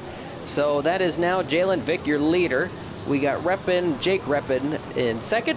3rd will be now Sheridan Vincent, hanging on for dear life into 3rd. And Wilkinson, and that would be what, Cody Day and Steve Schoenfeld. Whoa! Should have the advantage since they are a lot smaller and a lot lighter. Wilkinson will take over 3rd place. He will begin the pursuit. 2nd place. He begins the pursuit of the Vick Brothers Racing machine. Oh, that was close. Threading the needle behind Skylar Cruz and making a move to the outside of Ryan Clark for crossing over to the inside of Cassidy Iverson. Experience being shown off by the driver of the 55. 3 wide. 3 wide, and they're going to make it. This isn't going to work. Probably a good idea. They're not done yet. They didn't quite make it work, but it didn't quite not work, if that makes sense. And they're still 3 wide. He's stuck. I think Skylar Cruz has hit 2. Can he hit the 3rd Uke tire? No, he avoids the 3rd one. Oh, but we got 17 more laps for him to do that, as now he will be out of harm's way so far. Steve Schoenfeld. Something may have gone. No, I think he was just trying to miss something. So our leader still is Jalen Vick, way out front. I mean, he is within half a lap away from everyone else, and that will actually be very detrimental to him eventually, because he is going to catch. And that was a hard hit by Steve Schoenfeld. I think that was in the back of Jeff Ritter, and that bus is destroyed. Yeah, absolutely destroyed. He's moving around. That's a good sign. That's definitely a good sign. So we'll see here. We are yellow. Now that one will not be returning to service when the school year restarts. So it looked like Jeff Ritter just sitting there, and ran out of room. Yeah. Tough break there for Schoenfeld. So might have jump-started Jeff Ritter on the bright side. May or may not. So we'll see what happens here. But yeah, it's definitely safe to say Steve Schoenfeld's done for the night. Yeah. It's always a shame to see him go. Long time. Well, they're still out here. No, we'll see. I think it's just kind of been left there to rot. Maybe they just told him to get out, and they're gonna have. It's the bonus Uke tire. Yep. So we are still yellow here. We are figuring out the lineup. This is very rare. We actually put transponders on these buses, so no hand scoring there. This is actually an official race. So this will definitely be interesting to see. We have 10 down, 15 to go. I believe we are going to go 1 to go, as we also see the other bus. That looks like Cody Day sitting there out of harm's way. They're just going to let him stay as well. Probably told him to get out. Hey, as bonus obstacles. That's how you we gotta are think green. of them. Green flag back in the air. So whatever the real estate that Jalen Vick had has shrunk dramatically. That is Doug Wilkinson in 2nd right there. And the 911 of Buddy Hunt has resumed back onto the podium spot. So here is the struggle bus we're riding along with, the 45. Get his view from think this is actually the windshield. I think so. You know, if I had a bus, I'd want one of the buses, just like the 45. I want a hood on it. That's just my personal opinion. But Well, you gotta have room to put your sponsors. exactly. I want to put my sponsors on there. Chasing down the MBQ racing bus. It's Ryan Clark behind the wheel. As they gave him a little love tap going through the south turn. You know, they didn't put out the blue flag. That'd be actually interesting. Maybe next time they do a bus race, we could do bump to pass bus racing. That'd be interesting. Yes. And I'll be happy to watch it from the stands, too. Not out there. Well, Speedway Chevrolet and RV Center in Monroe is your one-stop transportation and RV center. From new vehicles to pre-owned cars and trucks, Speedway Chevrolet can locate nearly any make and model you're searching for. Speedway Chevrolet, proud sponsors of Evergreen Speedway and the Pro Late Model class for over 25 years. Back up front is Jalen Vick. He is definitely in the safest spot right now for the most part. Oh, that was getting close. Ritter, whenever he got hit, that must have fixed it. So, but we still have that bonus Uke tire now, that bonus bus out. So they got to get by one more obstacle here. We are down to 7 laps to go. Oh, the struggle bus making a move. Trying to get around Ritter. I don't know if that was meant to set up an action into that turn, but nothing comes of it. In fact, might have fallen off from the back of the 74. I think that backfired on him. So way, way out front.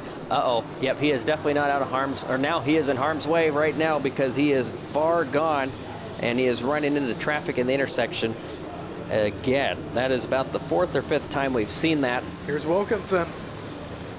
Trying to get around. Oh, I think he hit a tire there.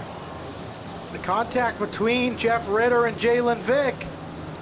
And there goes a tire. There it goes. Away it goes.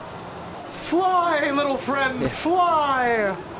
Find a new home in the Grand Tire Field. Well, luckily he has another one.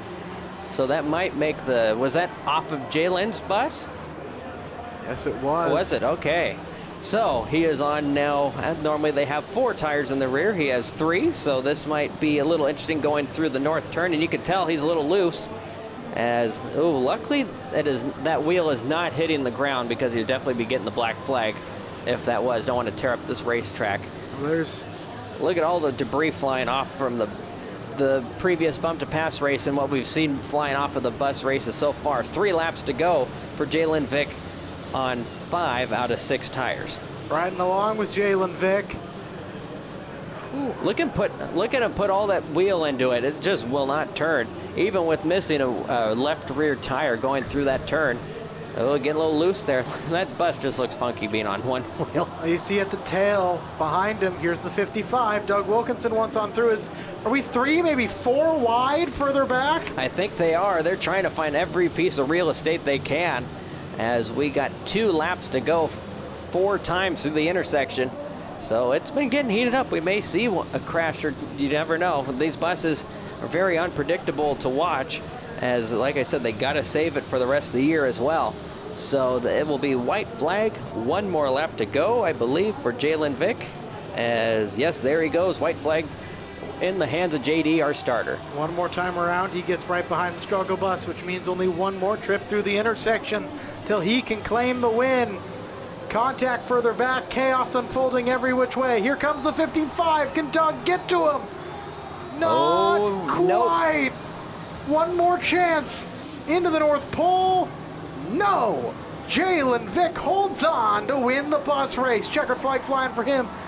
Doug Wilkinson in second, and contact in the intersection after the race. A hard hit by the Jalen Vick and Buddy Hunt as he will go around. It looks like the bus is actually still running, so we will get safety crew on the scene. We see Kevin over there running. We see JD running to him, and that bus is now, I don't think it's on fire, but it's definitely showing a lot of smoke there. So we got Doug Wilkinson out of his vehicle to get him out. So it looks like he is moving around. Yes, he is. It looks like we're going to have some replays of this hit. Out of the car is Jalen Vick. Out of the bus. That's all that matters. He's moving. He's good. So we'll watch and see what happens here. It's from Ryan Clark. Just tags him right in the right rear. Very, very hard hit. Sheridan. That was a typical just clearly didn't see each other. Someone pops out a windscreen. I'm curious who it is. I have a feeling it's Buddy. Whoa! Oh. Wow! Or maybe it's both of them. Yeah, I think it might be both because it looks like... Ooh, one final view of the hit in slow motion. Tipping over. We're going to talk with second and third on the Angel of the Winds Casino Resort podium right now. Crazy race out there, Sheridan. You go from a super stock figure eight to a bus. Gotta tell us what that's like. Actually, I think the bus is funner. You can lean on people. You're out here just to put on a show, see how close you can get without hitting. But yeah, no, it's fun.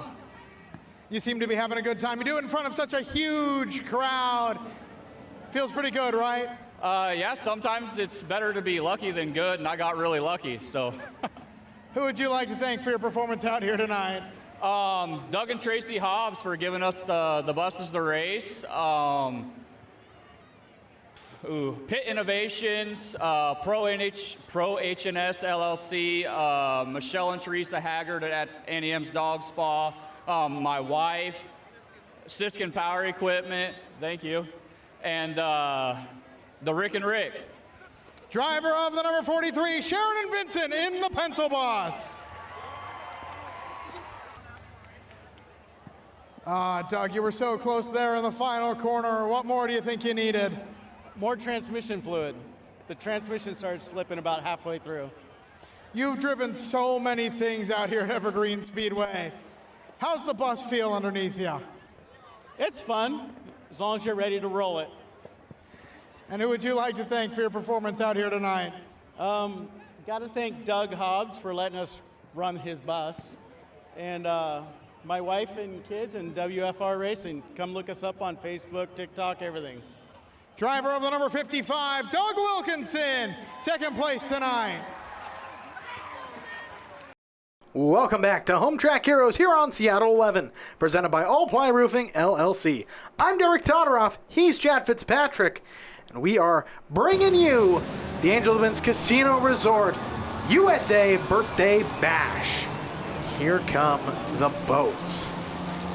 So this is what we already saw quite a few of these. So they were in the mini bump to pass. So and there's a few new ones. Looks like we got a Pinto out there. We got, you know, all sorts of different cars. I guess what you'll see out here is what didn't wreck in the mini bump to pass. Yes, the list we got Tanner Bjornson in the 01, 02X of Blake Williams, 8 of Jacob Funk, V8 of Steve Peters, 10 of Cody Hoops, 18 of Jesse Crawford. The Pac-Man 21 is Matt Somerville. The Bomb Pop 21 is Riley Riddell. Hunter Jenkins in the 23R. 56 of Brittany Muma. The 59 of Tegan Bjornson. 86 of Ben Michelle. 151 of Cody Weldon. That's just a Stinger 8 car joining us. So I'm starting to notice, you know, we're using mini bump to pass cars, but we are not using mini boats. These we are not. Huge boats for these tiny cars here. So this will definitely be very, very interesting to watch. See who is going to make the hard hits, who is not. I'm going to predict all of them are definitely going to make some hard hits here. Keep an eye on the Super Sprinto Pinto. That's the 23R. The Pinto with the wing on the roof. And I believe he saved his car just for the boat race, too. Oh, assuredly. Hunter Jenkins and mechanical troubles go together like chocolate and peanut butter. Yeah. Nicely put. So we are going green. You know, there's not a lot of organization to this. Essentially, they are just going to go green and everyone have at it and whatever. Whoever has the most speck of boat left will tend to win. That's kind of how we do it here. So we are officially green. And someone already lost a boat. I don't know who that is. That is Hunter Jenkins. Okay. So we already know he's probably not going. Oh, actually, well, it also depends on who is going to put on the best show. Yeah, I think Hunter's going hunting. No pun intended. Much pun intended. Oh, that's a new one. Okay. Pac-Man using tail whip on the 8 as Ben Michelle has a mini boat. Here is Hunter Jenkins, the 23R. So he set his sights on one. Into his own boat. Oh, that was a hard hit. Takes a big hit. Gets into, that was Riley Riddell. No, that's Pac-Man. That's Matt Somerville. Matt Somerville, they keep going. Look at him go. Just eve of destruction all over the racetrack. Oh, the bomb pop has become stranded. He's gone. So we'll see here. And watch and see. He's up to mischief. Oh, he found one. He found one. Oh! Big hit, destroying the 56 of Brittany Muma's boat. Explodes that boat. As we have some dead cars, we got Cody Weldon sitting there. We go back to Hunter Jenkins. Oh my goodness. Goes flying through, almost through two boats. Oh, that's a car. That's a car, into Hunter. another boat. So he's just, oh my gosh. Ben Michelle going hunting. That was a hard hit. He slides into the 01. This is definitely intense. You don't want to be in the middle of the intersection as that boat explodes. That is Matt Somerville getting right. Oh. Yep. Well, Hunter's going to help finish that one off. So, fans sitting at home. Oh, wait. He's found it. No? No, he found something. And then he went back. So when you know that we get back onto Hunter Jenkins' car, you know there's going to be pure chaos. So we got Captain No Lift back up and running again. So we'll see. Oh, goes right into a tire there. Almost spins it out. There's a lot of extra weight on the back of these cars that they're trying to maneuver. It looks like a demo derby in the middle of the intersection. So now they're stalking and praying. They're trying to get their new their car that they're trying to, or their boat that they're trying to destroy here. Oh, 56 of Brittany Muma trying to pull around to the 10. We'll loop him. As Hunter Jenkins is sight set on the 151 and it's going to hit the 01 of Tanner Bjornsson again. So that was good heads up driving by him for not destroying Bjornsson. That one just blew up that boat right there. That looks like it's our all-ply roofing boat being towed along by the 151. Is Riley Riddell in the bomb pop carrying what's left of a boat? That was a hard hit by Somerville there. And now he's just going to go after this boat. Hunter has targeted a new boat, and he's up and over. He goes. Oh, I thought he was going back over again. Yeah, almost. Oh, he went after that poor little boat. Tragedy as the red flag flies for Hunter Jenkins' one-man mission against boat kind. And he's already out of the car, so clearly he is okay. Speaking of drivers okay, you see in the background the 911, Buddy Hunt and Jalen Vick, both drivers from the boat race involved in that collision, also reporting in okay. Good to hear. So we will have Hunter Jenkins one of these days get his car rebuilt, and I'm sure we will see him again in a boat race or some form of race car at Evergreen Speedway here in no time. I've watched him roll a little Nissan so many times. As here is the checkered flag being thrown, being awarded Hunter Jenkins in the 23R with first, the 21, I believe that's the bomb pop 21 of Riley Riddell in second, Cody Weldon's 151 in third. So an amazing boat race to cap off the racing action, which means there's only one thing left, Chad. Oh yeah, we got the demo derby to get through now. This will be definitely fun. So we got a good field of those. And let's find out who we got. In the number 3M, that's Tom Compton. Next to him, you see the green car. That's the 22 of Ethan Hickson. 46 is Phil King. 78 is Jeremy Randall. 134, Cody Morgan. 157 is Trevor Graham. 191 is Caleb Robinson. The 702, it's one of the Armadillos. That's Tim Schubert. Armadillo across from him is Wyatt Halas in the 788. So we get the track all cleaned up for the most part, and then we wet down the track, so we are green now as they got a small little area, a small little window to hit each other. Let the battle begin. So we'll see here. One of the people I'm watching is Tim Schubert. He wins a lot of these demo derbies. He's been doing this for a long time. A lot of these people. Phil King, another one, a long time demo derby racer. Trevor Graham, another one. So a lot of familiar names if you've been out here at Evergreen Speedway for a demo derby. A lot of them date back to over 30 years. So we got a whole bunch of cars around. Ooh, big contact top of your screen. 3M of Compton taking a hit from the 191 of Robinson. Oh yeah, they're trying to, the issue is, or it's not an issue, they're trying to see who's gonna make the hard hits and who's not. You have to, I believe once the car dies, you go on to a time limit. I believe it's 2 minutes, and once you have not made a competitive hit, then you're out of the race, or out of the demo derby. You can also, as a driver, break the stick at any time. You see next to their driver's side door, if they break the stick, that is them eliminating themselves from the competition. Couple other little rules. Generally don't want to do any door shots. Oh, that was a good hit right there. Hopping up on the rear. So that is the 78 of Jeremy Randall. I don't know who he is on, but that is, I see some sparks flying. That's the 151 or 157 of Trevor Graham. So they are out of bounds. They're trying to get each other back into the Demo Derby area. As we got 702, Tim Schubert only has a quarter of the car. He's missing a quarter of his car. Looks like he's demoed that car before. If it ain't broke, don't fix it. Exactly. The other thing is it's pretty hard to find these cars still, so kudos to the demo drivers that are out here that can still find them. Well, I once asked a Demolition Derby driver, what type of car is that? He laughed at me and said, it's a Frankenstein's monster of cars. Yeah, that's a nice way of putting it too. An unholy amalgamation of at least 10 different cars. I see at least one station wagon. I don't know what make or model. I see at least one that looks like a Crown Vic, maybe. I could be wrong. Like I said, definitely hard to find. Was the 702 a station wagon in its previous life? You never know. It could have been, and they just cut it off.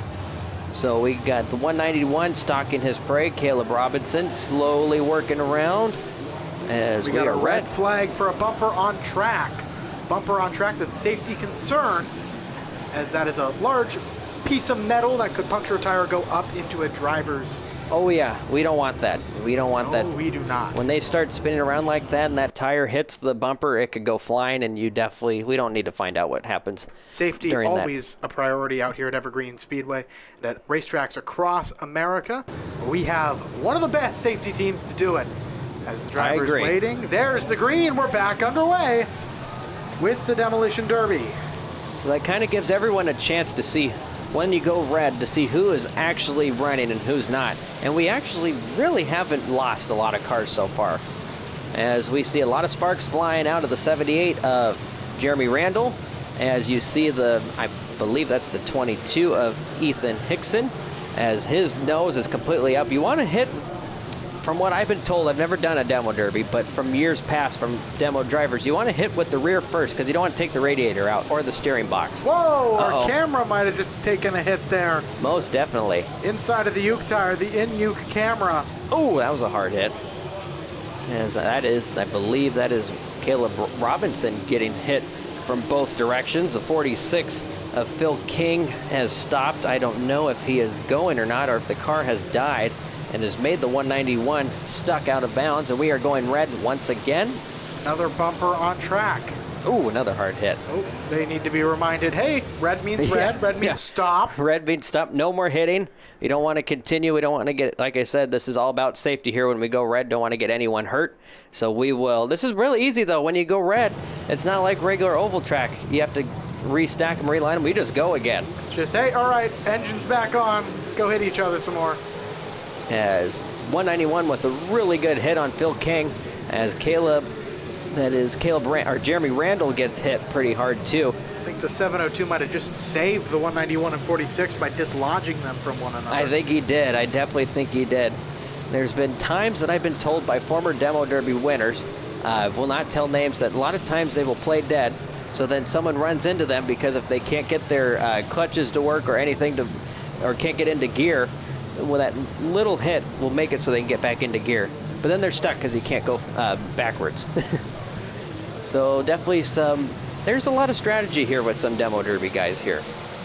This race or this demo pays a lot, as you know. I think Tim Schubert just missed his target. I think he did. I think he realizes that Uke tires are not a part of the hitting. And it looks like we're for sure down to 4.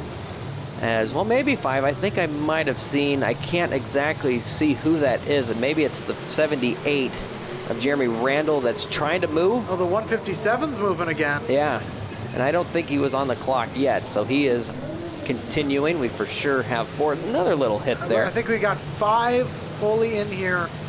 The 788 likely on the clock. It seems to be having some mechanical troubles getting rolling. Is the 702 using the 78 as like a pick? Yeah. I think so. Or if he is, I don't think he means to, because that was a good hit there by the 191 into the 780 into Wyatt. Not even attempt the last name. As we continue on here, as Schubert moving around trying to see, I believe, who is still alive in this race, as we got a little bit of fire coming out of the exhaust of the 191. That is typically very normal here, as that is actually the 157 of Trevor Graham. Backfire is fine. Full-blown engine fire is not okay. That will also bring out a red. Yes, and we have seen that on Home Track Heroes before. So we are down to still looks like for sure 3. So we are gonna, everyone else is on the clock. So this has definitely been, ooh, we got some sparks coming out of Caleb Williams. I think you might have just shredded a tire, because that left front no longer looks like it has a tire on it. Oh yeah, and a lot of times when you don't have a wheel or don't have a tire on your wheel, you will get black flagged. You don't want to destroy the racetrack. That is really hard on things. As I think that's just a little backfire there, because it's slowly coming out. It's not a huge flame. And nothing left on the 702, but he still keeps on going. I don't know how he keeps that car going. Like I said, I have no idea what that even is supposed to be. Do you think it was a station wagon? It looks like a hatchback of some kind. And we got something sparking on the 191. Something going on. You know, these transmissions, I don't know. I believe a lot of these guys run automatic transmissions. Definitely a lot easier to run, but they definitely come with a lot of issues doing that. Well, it should be. You're running a demo. You're destroying your car. So Caleb Robinson getting a whole lot of hits here. Crumpling the front of your car, fun fact, does in fact make it a little more difficult to drive. Yes, and see. Both those things, I've been told, rather important. I honestly don't know how Tim Schubert can see anything. Clearly he can see out the back, because that's all that he's been doing is moving forward, hit something, then he'll start moving back, and then he can keep on going. So I believe we're down to 2 cars. So this is definitely getting towards the end of this, as he gets into the 46 of Phil King, a long-time Demo Derby winner. We're watching and seeing how this goes, as they are for sure on a time limit here. As we keep on going, and I believe Tim Schubert might be the only car on the track. It looks like it. Well, is your roof keeping up with all the Western Washington weather and all that it has to dish out? Call All Ply Roofing for a free estimate at allplyroofing.com. Your residential and commercial roofing team, All Ply Roofing. Official sponsors of Home Track Heroes. It's the final few cars trying to get refired. Schubert still driving around now. I think Schubert's the only one, and did you see that during your read? He just did a tiny little tap just to show that he was the last person to make any contact, and I think he may have known that now, and I think he might be just waiting to see on the clock how much time he has left, because it's looking like right now he is the winner. And he is. There's the checkered flag, fireworks going off. Special night here on the 4th of July. And that's a wrap on the 4th of July out here at Evergreen Speedway, the USA Birthday Bash presented by Angel of the Winds Casino Resort. Chad, you have fun? I had lots of fun. Thank you very much for having me back. Well, if you want to have some fun, make sure to tune in next week for the BECU Figure 8 Nationals featuring Outlaw Figure 8, Super Stock Figure 8, Stinger 8s, Northwest Vintage Mods, and Street Stocks. And next time you can be out at the racetrack, catch the action yourself. Green Shield Industrial Supply Night presented by Alternative Roofing Systems with Outlaw Figure 8s, Super Stock Figure 8s, Hornets, Mini Stocks, and Youth Hornets. None of that stuff you want to miss.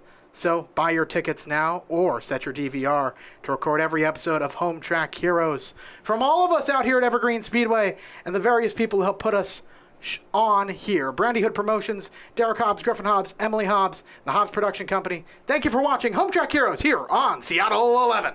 Thanks for watching Evergreen Speedway's Home Track Heroes on Seattle 11.